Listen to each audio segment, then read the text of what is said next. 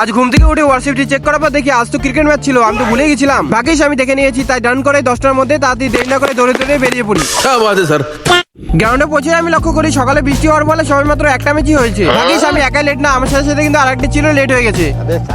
Finally খেলাটি শুরু হয়েছে, আমাদের ছিল ফার্স্ট বোলিং, তার জন্য আমি ফিল্ডিং এ দাঁড়িয়ে পড়ি। এই যে দেখতে পাচ্ছ খেলাটি শুরু হয়ে গেছে। অপোনেন্টরা কিন্তু 6 ওভারে 65 রানের টার্গেট দিয়ে দেয়।